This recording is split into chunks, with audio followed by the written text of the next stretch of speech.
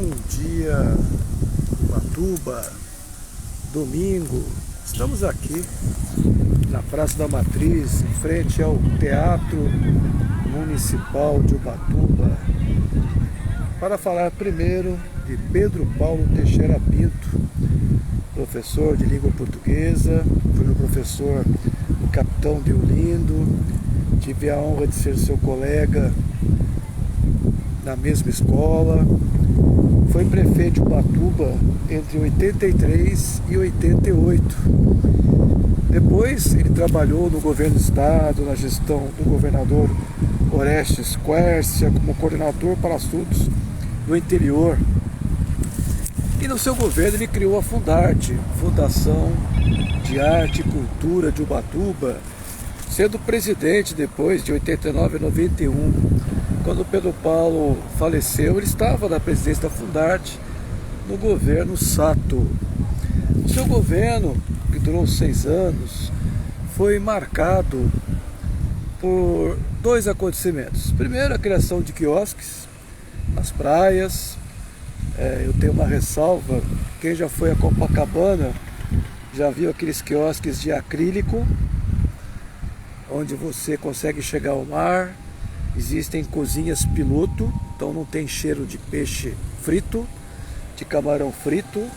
São cozinhas piloto que entregam os pedidos nos quiosques e foi financiado por uma cervejaria.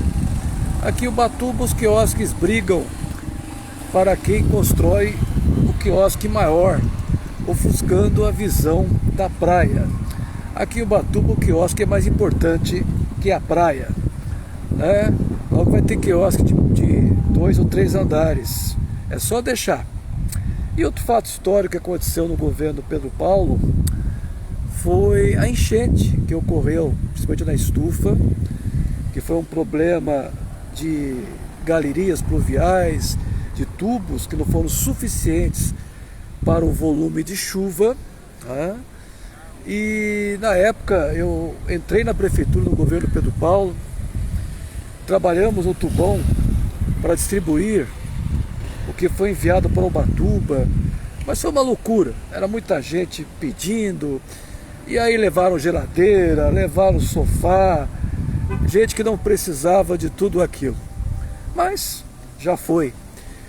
Além do prefeito Pedro Paulo, esse local onde hoje é o teatro, uma justa homenagem a quem criou a Fundarte, foi residência, isso no século XIX, né? Final do século XIX, quando Ubatuba estava começando a entrar em decadência.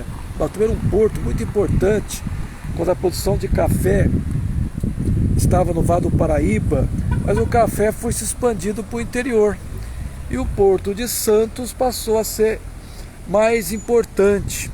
Tentaram construir uma ferrovia em 1890, mas o Banco de Taubaté, que estava financiando esta ferrovia, faliu e a ferrovia não foi concluída.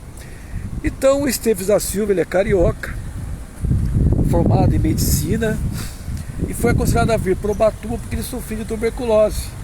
Então uma cidade menor, as pessoas acreditavam que o clima do mar, o clima da montanha, longe de aglomerações urbanas, era mais saudável. No Rio de Janeiro tentaram pensaram em derrubar o Pão de Açúcar, derrubaram o Morro do Castelo, que ficava no centro do Rio de Janeiro, achando que o vento do mar trazia saúde, né? Mas vamos lá, falar um pouco do Esteves da Silva, que é nossa principal escola, primeira escola de Ubatuba, recebe o seu nome. Esteves da Silva foi intendente, na época era o cargo de prefeito, no final do século XIX, e se elegeu deputado estadual em 1901, mas ele veio a falecer.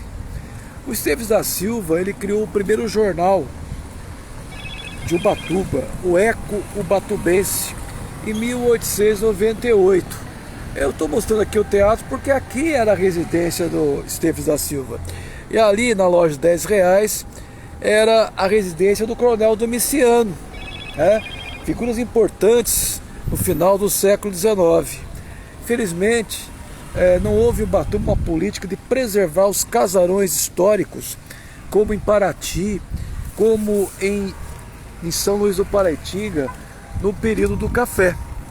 Indo adiante, eu vou mostrar um prédio para vocês que teve uma importância histórica muito importante no período em que Esteves da Silva viveu aqui em Ubatuba. Era o famoso Ateneu Ubatubense. O Ateneu Ubatubense, o Esteves da Silva foi presidente.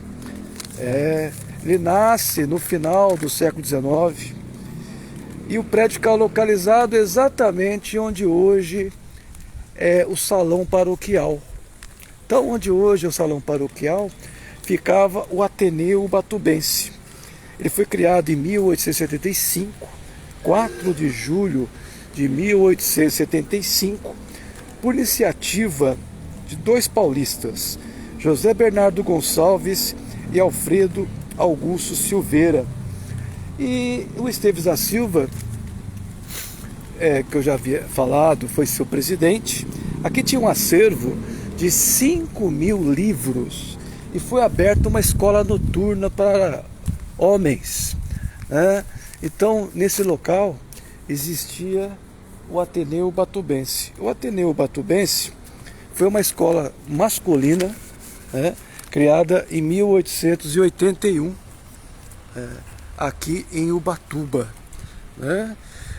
Havia uma coleção de moedas, uma coleção de minerais, havia uma sala com mapas fornecidos pela Marinha Brasileira, uma coleção de vegetais marinhos, moluscos, toda essa riqueza do mar, né? Havia aqui aulas de francês, redação, composição da língua nacional e música.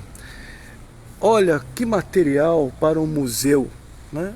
Mas não havia naquela época o pensamento de preservação da nossa história. E olha, pensando bem, esse pensamento de preservar a nossa história não existe até hoje. O Museu de Ubatuba está fechado.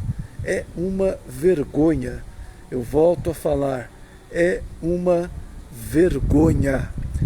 Quanto material perdido de uma história tão rica de um porto escoador da produção de café do Brasil, que foi Ubatuba. Aproveitando essa live, no final de 49, na administração de Alberto Santos, 1949, chegaram em Ubatuba algumas pessoas muito conhecidas dos anos 70, 80, né? Aqui existia o bar do Seu Félix, pernambucano, né? Imigrante. Quem não conhece também o seu irmão, o irmão do Seu Félix, o Zezinho, que montou uma padaria aqui na rua Maria Alves, Rua do Comércio. O Seu Félix tinha aqui também uma banca de jornal, e era a sua residência, onde hoje é a loja Altimar. Se você gostou desse vídeo, em memória à nossa história, em memória ao nosso querido prefeito Pedro Paulo Teixeira Pinto, quando colega, meu nome é Janus, ele sempre me encontrava, já nos vimos hoje, eu não esqueço dessa brincadeira que ele fazia, né? Uma pessoa muito querida da nossa cidade. Se você gostou desse vídeo, se você curtiu, ajude a preservar a história de Ubatuba, compartilhe.